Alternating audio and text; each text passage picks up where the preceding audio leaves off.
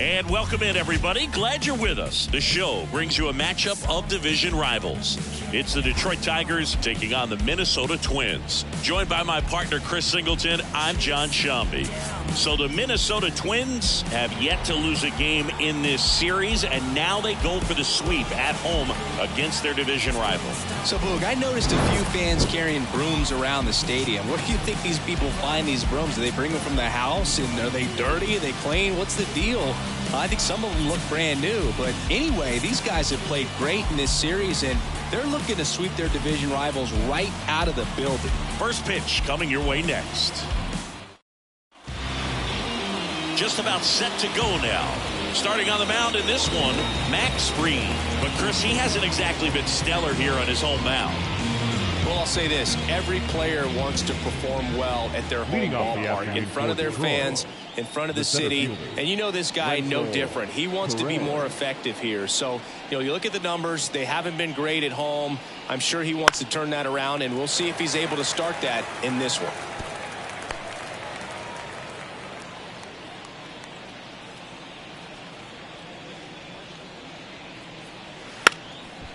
And a bunt towards third. And he grabs it in foul ground.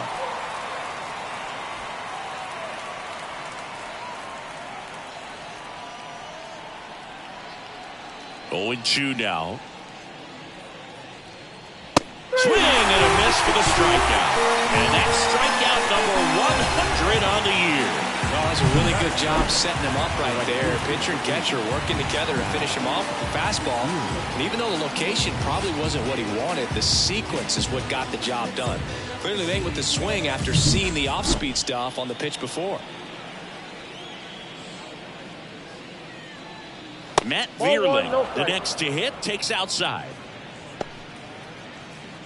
We talk so much about how starting pitchers prepare for their starts. I talked with Max Fried, and one of the things he told me back in 19, he and Lucas Giolito started using MLB The Show to go over scouting reports. Too high. Just missed. Max said he's not sure who actually started at first, but it was 2019, and he and Giolito, who were teammates together in high school in Los Angeles, they had the idea to become more familiar with the opposing lineup using MLB The Show. And it's caught for the out. Let's take a check of the Tigers lineup. And something they've talked about needing to improve on moving forward is their ability to apply consistent pressure, Chris. Right now, it's not a club that gets on base enough. And sometimes, Boog, you just need a guy to go up there and grind out an at-bat, maybe have 11, 12 pitches, and all of a sudden guys get fired up in the dugout and they want to do the same thing. And before you know it, you start to get base runners on and you get a big hit, and all of a sudden you ride that wave for a few days and go on a winning streak. That's something they definitely could use. 2 outs. Wouldn't chase that time. 2-0.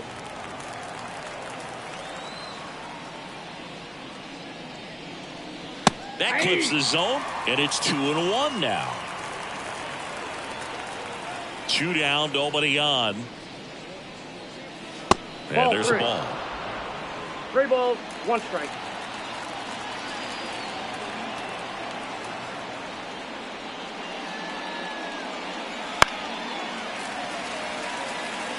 Instead of letting the hitter get his arms extended, tied him up a little bit, slightly up, slightly in.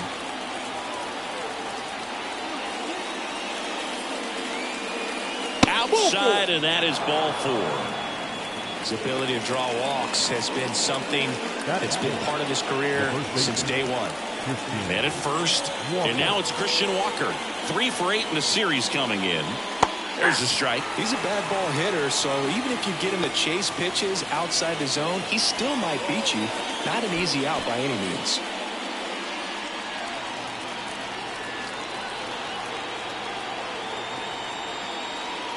Next offering is in for a strike. Perhaps not quite ready to hit. First 2 pitches by him for a couple of strikes. Now back is against the wall. He's going to have to figure something out and figure it out quickly. Kicks and fires. Just missed. Well, he's not afraid to fall into a 2-strike count. Knows the strike zone very well. So much so that I think umpires will look at him and determine whether it's a ball or strike, if he swings or not. 2 gone, but the go-ahead run is at first. And we're just getting started here in the top of the first. Swings through it, and that's a strikeout. So no runs on no hits, no errors, and 1 man left. Bottom half of inning number 1 coming up. No score. And we're back. Today's starting pitcher, Jackson Jobe. Well, he's been a very dependable starter for his club, and what stands out for me is that left-handed hitters have really struggled batting below 200 against him, and it just tells me they have a hard time tracking the baseball. Maybe it's the release point, maybe it's the motion, but just some way, somehow, they've got to figure out a way to pick it up and try to have some success from the left side. Bottom of the first. Stepping in is the switch-hitting shortstop, Willie Castro. That one finds the corner. Strike 1. Castro goes 6'1", 205 pounds, and he was born in Puerto Rico.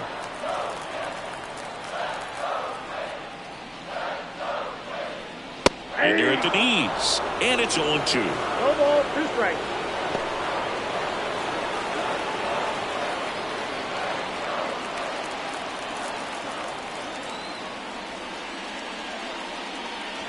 The 1 ball, shortstop takes the 2 ball. strikes.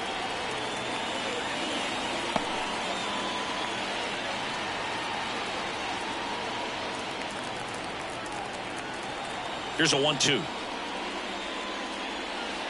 And a swing and a miss. 1 out.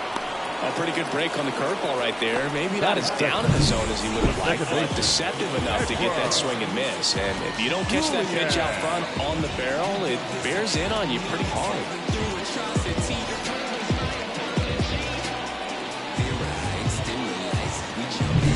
So digging in, Edouard Julien blasted 2 home runs in last night's game. Oh, and that liner got him.